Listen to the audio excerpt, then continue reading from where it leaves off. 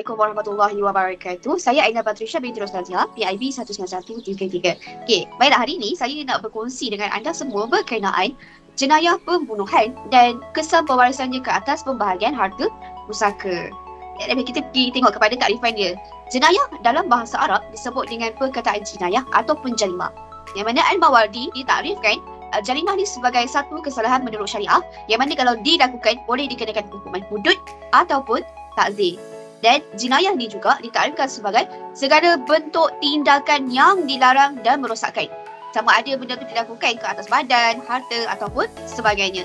Jadi ulama mengkategorikan jenis-jenis pembunuhan ni kepada 3, 4 dan 5 jenis. Dia bergantung kepada pandangan ulama secara tersendirilah. Tapi umumnya ada 3 jenis pembunuhan, iaitu pembunuhan dengan niat ataupun sengaja, al-qatlu al-am, pembunuhan menyerupai sengaja, al-qatlu syibhul am, dan yang ketiga adalah pembunuhan tanpa niat ataupun tak sengaja ataupun al-qatlu al-khata'. Jadi setiap jenis pembunuhan ni akan mengakibatkan hukuman yang berbeza. Jadi dia akan bagi kesan yang berbeza terhadap pewarisan harta pusaka. Jadi para ulama telah bersepakat mengatakan bahawa pembunuhan merupakan salah satu daripada halangan pewarisan ataupun mani' al-waris. Jadi oleh itu ahli waris yang bunuh pewaris, dia tak boleh mewarisi harta pusaka pewaris yang dibunuh. Tapi walau bagaimanapun, para ulama berselisih pendapatlah tentang jenis pembunuhan yang macam mana yang boleh menghalang seseorang tu daripada mewarisi harta pusaka pewaris dia. Jadi dalam video ni, kali ini saya akan jelaskan mengenai jenis-jenis pembunuhan serta implikasinya terhadap pewarisan harta pusaka berdasarkan kepada pandangan Imam Abu Hanifah. Jadi seterusnya kita pergi kepada perkara yang menghalang daripada mewarisi dan dengan mempusakai. Jadi seseorang yang telah memenuhi sebab-sebab mempusakai, tapi bila mana ada yang terdapat halangan-halangan, maka dia akan jadi kehilangan hak untuk mempusakai. Jadi halangan yang dimaksudkan dekat sini ialah halangan kerana sesuatu sebab atau faktor, bukannya disebabkan oleh pendindingan ataupun hijab. Jadi halangan mempusakai kerana sesuatu sebab atau faktor yang disepakati oleh ulama ada 3, iaitu menurut Wahbah Az-Zuhaili, iaitu ada 3. Pertama, pembunuhan. Yang kedua adalah perhabaan. Yang ketiga adalah perbezaan agama. Jadi kita akan pergi kepada perbahasan fuqaha terhadap kesan jenayah pembunuhan ke atas pewarisan harta pusaka menurut Imam Abu Hanifah.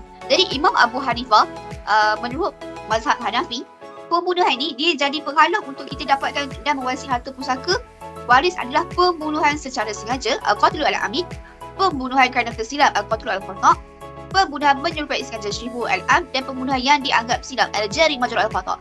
Yang mana kaedah yang digunakan pakai di sini adalah setiap jenis pembunuhan itu diwajibkan kafarah. Jadi maka benda tu akan menghalang daripada memperoleh dan mewarisi harta pusaka waris. Jadi apabila jenis pembunuhan tu tak dikenakan kafarah, maka dia tak akan menjadi penghalang untuk mendapatkan dan mewarisi harta pusaka. Jadi perkara ni disandarkan kepada dalil dalam sebuah hadis yang diriwayatkan oleh Imam An-Nasa'i daripada sabda Rasulullah sallallahu alaihi wasallam. Maksudnya si pembunuh tak sedikit pun mempunyai hak pada harta pewarisnya. Jadi penafian dalam hadis ni bermaksud adalah untuk penegahan ataupun pengharaman. Ini disebabkan orang yang melakukan pembunuhan dengan sengaja ataupun menyerupai sengaja, syibhu al-am, adalah mempunyai qasad. Qasad dekat sini adalah maksudnya niat. Yang mana dia niat untuk menjagakan dirinya daripada mewarisi harta pusaka sebelum sampai waktunya dengan orang kata melakukan perkara yang ditegah. Jadi oleh sebab itulah hukuman yang dikenakan ke atasnya adalah dengan mengharamkan daripada apa yang dia niatkan itu adalah untuk bertujuan sebagai amalan dan juga urutan terhadapnya berdasarkan apa yang dia lakukan. Jadi pernah tak kita terfikir kenapa Islam tak membenarkan mewarisi pusaka dengan adanya pembunuhan? Sebab bila mana Islam ini membenarkan pembunuhan ini ada hak untuk mewarisi pusaka, dia akan bawa kepada kerosakan di muka bumi ni. Dan sekaligus memberanikan manusia melakukan kekejaman.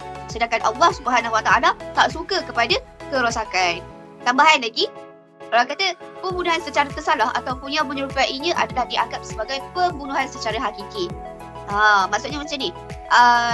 Contohlah dia seperti melakukan kecuaian dan tak berjaga-jaga hingga menyebabkan kematian.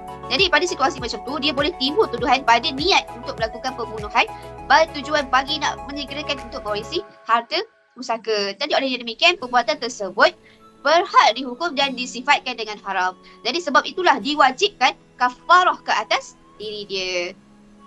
Jadi kalaulah Islam mengharuskan mewarisi pusaka dengan adanya pembunuhan seperti ini, maka dia akan buka pintu dan ruang kepada penjenayah untuk sampai kepada tujuan mereka, iaitu untuk menyegerakan mewarisi pusaka dengan melakukan pembunuhan.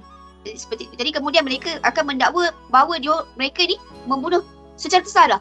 Sedangkan mungkin mereka membunuh dengan sengaja ataupun membunuh dengan tersalah. Jadi oleh itu mengikut pada pendapat mazhab ni, pembunuhan seperti ini disifatkan sebagai benar-benar membunuh. Dan kaedah ini digunakan untuk menutupi dan menghalang jalan ke arah pintu kejahatan dan juga kerosakan, ataupun dalam kaedah istilah fiqh ni adalah sadduz zara'i.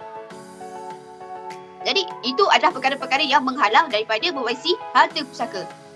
Tapi ada juga dalam pandangan mazhab Imam Abu Hanifah ni, ada jenis pembunuhan yang tak terhalang daripada mewarisi harta pusaka, iaitu pertama ialah pembunuhan yang tak diwajibkan kisah ataupun kafarah.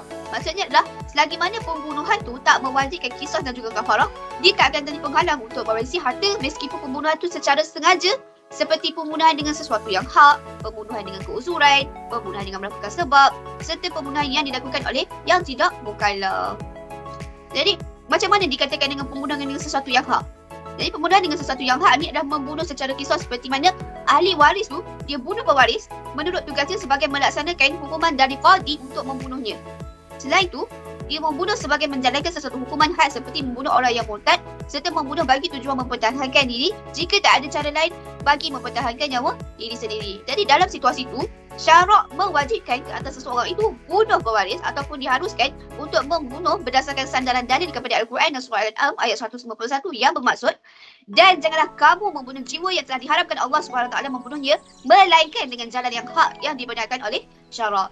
Sebagaimana sabda Rasulullah SAW, maksudnya tak halal dalam seorang muslim yang menyaksikan bahawa tak ada Tuhan selain Allah dan bahawasanya aku adalah pesuruh Allah, iaitu membunuhnya melainkan dengan 3 perkara, iaitu nyawa dengan nyawa, janda yang berzina dan juga yang meninggalkan agama, seterusnya berpisah daripada jemaah yang menjadikan murtad. Hadis diriwayatkan oleh Muslim.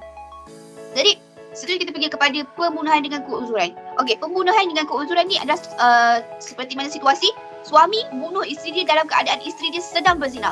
Jadi bila berlaku pada situasi macam ni, suami terserempak atau lihat isteri sedang berzina dengan seorang lain, dia pada waktu tu akan hilang pertimbangan akal dan perasaan, lalu dia lakukan pembunuhan. Di sini, dalam situasi yang macam tu, mempertahankan kehormatan adalah satu keuzuran syar'i yang mengharuskan pembunuhan tersebut. Oleh demikian, kata pembunuhan dengan keuzuran ni tak akan menghalang daripada mewarisi harta pusaka ikut pada pandangan mazhab ni. Okey, saya bagi analogi lah. Sama seperti orang seorang ahli waris, dia mempertahankan diri dia daripada serangan pewaris dengan menggunakan sesuatu yang mana tak kebiasaan, yang mana kebiasaannya tak membunuh pun. Contohnya macam tongkat. Kemudian dia menyerang pewaris tu dan mati disebabkan oleh pertahanan yang dilakukan oleh waris tadi. Jadi maka dengan tu taklah dikira sebagai satu pembunuhan yang boleh menyebab terhalangnya dia daripada mewarisi harta pusaka. Dan pada situasi macam ni, ulama telah bersepakat bahawa pembunuhan untuk mempertahankan diri itu dianggap sebagai membunuh dengan hak. Sebab apa? Kerana pembunuhan seperti ini adalah semata-mata untuk mempertahankan diri kita sendiri. Maka jika bukan semata-mata untuk mempertahankan diri, seseorang tu dikira bersalah menurut apa yang sesuai dengan jenayah yang dilakukannya.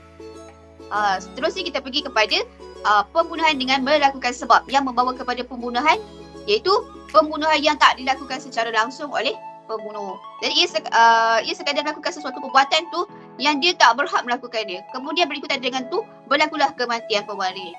Okey, contohlah kan, seseorang tu dia gali sebuah perigi ataupun meletakkan batu yang bukan pada tanah miliknya. Kemudian pewaris tu terjatuh dalam perigi tu ataupun tergelincir atas batu menyebabkan mati. Jadi orang yang gali perigi tu tadi dan letakkan batu tu tak disifatkan sebagai pembunuh secara hakiki. Sebab apa? Sebab dia lakukan perbuatan tu di atas tanah yang bukan miliknya. Jadi kalaulah orang yang gali perigi tu mati dulu sebelum orang yang terjatuh dalamnya, maka kita tak boleh nak katakan bahawa kematian tu adalah dilakukan oleh penggali. Sebab tak mungkinlah, kalau kita ikut logik kan, tak mungkinlah pembunuh mati dulu sebelum membunuh seseorang. Jadi orang yang demikian taklah menghalang daripada mewarisi harta pusaka. Tetapi ia sekadar menanggung dosa kerana perbuatannya yang menggali perigi tu bukan di tanah miliknya ataupun di tempat-tempat yang tak sepatutnya. Dan yang terakhir sekali adalah pembunuhan yang dilakukan oleh orang yang tak mukallaf. Okey, pembunuhan yang tak dilakukan oleh orang yang tak mukallaf juga termasuk dalam jenis pembunuhan yang tak akan menghalang daripada mewarisi harta pusaka. Okey, sebagai contoh lah kan, orang yang tak mukallaf ni siapa? Kanak-kanak, orang yang gila, itu sebagai contoh lah kan. Jadi Perbuatan yang dilakukan oleh golongan ni taklah disifatkan dengan tegahan menurut syarak. Disebabkan oleh perbuatan yang ditinggalkan itu ialah apa yang wajib ditinggalkan dengan perintah syarak. Sedangkan syarak tu tak sabit ke atas golongan yang tak mukallaf ni. Jadi oleh itu, pembunuhan yang dilakukan oleh golongan ini tidak akan menghalangnya daripada mewarisi harta pusaka. Jadi itulah sekadar saja penerangan saya berkenaan dengan pembunuhan dan juga kesan-kesan ke atas pewarisan harta pusaka mengikut Imam Abu Hanifah. Semoga dengan perkongsian ini dapat memberi manfaat dan juga memberi kepada kita pendedahan dan kita dapat beramal dengannya, insyaAllah. Wabillahi taufiq wal hidayah. Assalamualaikum warahmatullahi wabarakatuh.